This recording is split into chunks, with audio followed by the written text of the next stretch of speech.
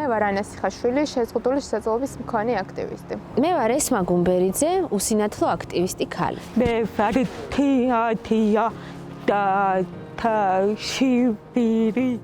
აქტივიზმი, იმიტომ რომ ვფიქრობ, რომ მნიშვნელოვანია საზოგადოება მაღვიქვას სრულფასოვან ადამიანებად, იმიტომ რომ ჩვენ ვართ სრულფასოვანი ადამიანები. ყოველი თვით შემეძლია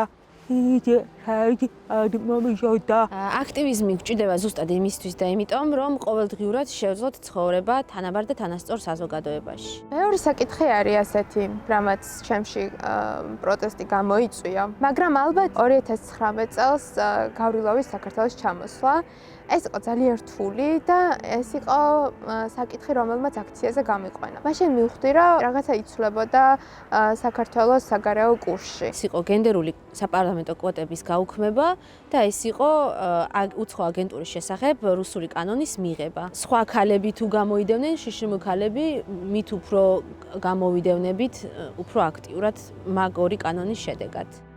ნებისმიერი საკითხი, რაც რუსეთთან არის დაკავშირებული და პრორუსულობასთან, რუსული კანონია და რუსული სამართალია ჩემთვის. არ მინდა დაბრუნდეს ის, რასაც საბჭოთა კავშირი ჰქვია, აი ისიც როგორ ცხოვრობდნენ, შშმ პირები არ არსებობდნენ. ამი კანონი მიზად საქართველოში სამოქალაქო საზოგადოების დემოკრატიის განადგურება. შშმ-პირებმა ცალკე დავაორგანიზეთ რამდენიმე მსვლელობა და შევუერთდით ფართო საპროტესტო აქციებს და გვინოდა გვეჩვენებინა, რომ ჩვენც მოქალაქეები ვართ პირველ რიგში და როგორც მოქალაქეებს ისეც გვაწუხებს ეს საკითხი, როგორც შშმ-პირებს კიდევ ორმაგად გვაწუხებს ეს საკითხი. შშმ-პირები ვართ ჩვენ ვაფიქსირებთ ჩვენ სამოქალაქო პოზიციას და აქ ძალიან ბევრი ისაუბრეს იმაზე, რომ აი თურმე შშმ-პირებს არ ეხება ეს კანონი. ნებისმიერი რაღაც, რაც ამ ქვეყანაში ხდება, გვეხება ჩვენც. მიუწვდომელი გარემოს გამო, რა თქმა უნდა, სხვებზე ვიყავით დიდწილად დამოკიდებული, ანუ გვჭირდებოდნენ თანხლები, პირები.